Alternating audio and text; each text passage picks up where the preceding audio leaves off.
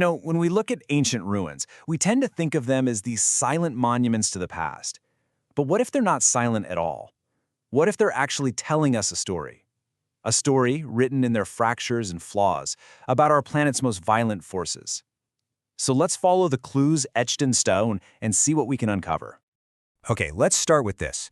This is the Temple of Hephaestus in Athens, and it's one of the best preserved Greek temples in the entire world. I mean, it was built with just incredible precision over 2,000 years ago. But look a little closer at these columns. You see that? That weird kind of wavy offset in the sections? They don't line up. So, was this just time? Simple decay over the centuries? Well, no. This isn't random. This is a very specific kind of damage.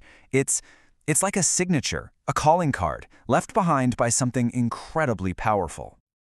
All right, so if we wanted to code what happened, where do we even begin? Well, it's all about reading the clues in the stones themselves. It turns out destruction has its own language, and these ancient marvels are just covered in its fingerprints. And that strange warping we saw in Athens? It is not a one-off. Not at all. Let's jump halfway across the Mediterranean to the Colosseum in Rome. You can see something weirdly similar. Look at the arches. See how the keystones, the center stones, have dropped? It's almost like a tiny little rift opened up right in the middle. So what we're looking at, these aren't just broken buildings. They're like records, geological records of very specific, very powerful forces. So why this specific kind of damage? Well, it's because earthquakes don't just, knock things over. They shake the ground with these violent, very specific motions. And geologists have figured out the exact fingerprints they leave behind. We're talking about blocks twisting inside a wall, columns getting offset, or even entire walls shearing sideways. That's called strike-slip deformation. These are the unique patterns that tell you this was an earthquake and not some other kind of destruction. Here's a perfect example of one of those signatures. Check out this Crusader castle in Syria. See how these massive, massive blocks in the wall have actually been rotated, twisted counterclockwise? Think about it. A cannonball can't do that. Centuries of wind and rain can't do that. It takes the crazy, violent, back-and-forth energy of an earthquake to twist solid stone like this. This whole process of reading the ruins has actually become its own fascinating field of science. It's kind of like a bridge connecting geology and history. It's got a pretty cool name, archaeoseismology. And what is that? Well, to put it simply, it's the science of finding and studying the evidence of past earthquakes that's preserved in archaeological sites. It's basically like being a crime scene investigator for disasters that happened thousands of years ago. So how do these detectives actually do their work? Well, their investigation really zeroes in on three main types of clues. First, they look for structures that have been literally split apart by a moving fault. Second, they dig into layers of rubble and even date ancient repairs to pinpoint exactly when a disaster happened. And third, just like we've been seeing, they meticulously study the buildings for those unique fingerprints of seismic shaking. And today, archaeoseismologists have tools that the original archaeologists could only have dreamed of. Seriously, they don't just have to rely on what they can see on the surface anymore. Now, they can use technology to literally listen to the ground itself, all without moving a single precious stone. For instance, they use this technique called microtremor analysis. What they do is measure the tiny, totally imperceptible vibrations that are always happening in the ground, and they can create a graph like the one you see here. This shows them the natural resonant frequency of the soil. So what does that mean? Well, think of it like finding the exact musical note that can shatter a wine glass. If an earthquake's shaking happens to match that frequency, the ground will amplify it like crazy, and the damage, well, it could be absolutely catastrophic. It's basically like predicting the future by listening to the hum of the past. All right, so we've got a handle on how to identify these ancient quakes, but this is where the story takes a really fascinating turn. Because the more scientists studied all these different sites, the more they realized something. These weren't just random acts of destruction. No, there was a much deeper connection going on. It turns out, ancient people weren't just unlucky victims of earthquakes. In a lot of cases, they were actively drawn to these fault lines. They were building their most important cities, their most sacred sites, directly on top of what we now know is some of the most dangerous ground on the entire planet. The question is, why? Well, here's the paradox. It turns out that these active fault lines weren't just a threat, they were also a source of life. The very same geological fractures that could completely destroy a city were also the conduits for the resources that allowed that city to grow and flourish in the first place. This fatal attraction, as researchers call it, really boils down to 4 key things.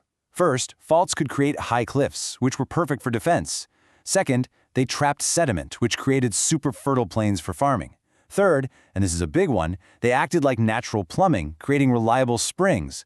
And finally, those very same springs, which were sometimes hot or even emitted strange gases, were seen as a direct line to the divine, a gateway to the underworld. And there's probably no better example of this than Delphi, right? The most sacred oracle in the entire ancient Greek world. Well, the whole sanctuary is built right inside a major fault zone. The sacred spring there, where priests would purify themselves, it emerges directly from a fault line. And ancient writers tell us the oracle herself would inhale these intoxicating vapors coming from a chasm in the ground, which will most likely gases like ethylene or carbon dioxide seeping up through that same fault, and that's what sent her into a prophetic trance.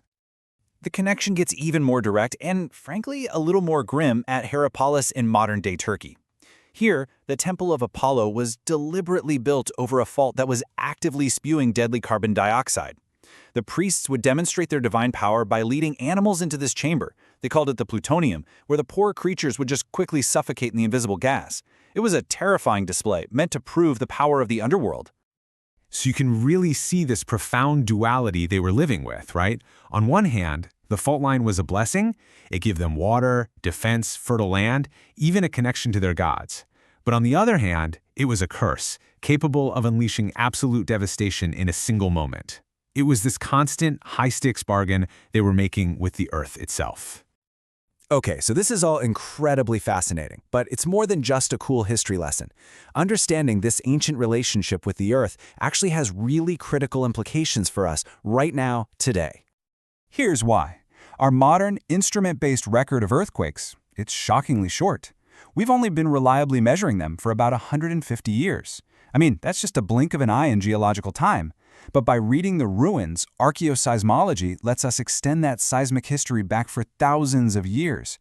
And that gives us a much clearer picture of how often and how powerfully certain faults can really let loose. And believe me, that has very real-world consequences.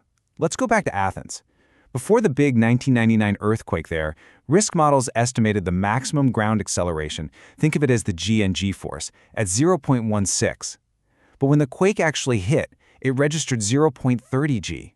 That's nearly double the shaking they thought was even possible. By going back and studying the damage to ancient structures like the Acropolis, scientists confirmed that, yep, the city had been hit by similarly strong quakes way back in its past.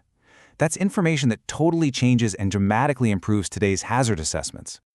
This knowledge is also just vital for protecting our shared heritage. Take the Roman town of Alba Fucins in Italy.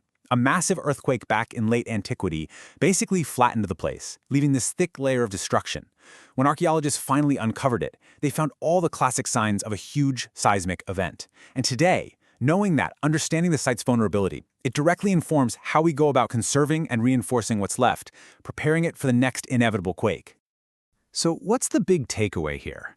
Well, we've learned that ancient ruins aren't just static, dead monuments.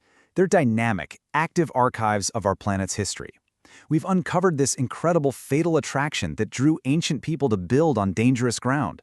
And we've seen just how essential this ancient knowledge is for assessing our modern risks and protecting our shared cultural heritage for the future. Really, the stones of these ancient sites, they're telling a powerful story. It's a story of creation and destruction, of reverence and risk, all at the same time. And it really leaves you wondering, doesn't it? If stones could talk, what other seismic secrets about our planet are just waiting out there to be read in the ruins?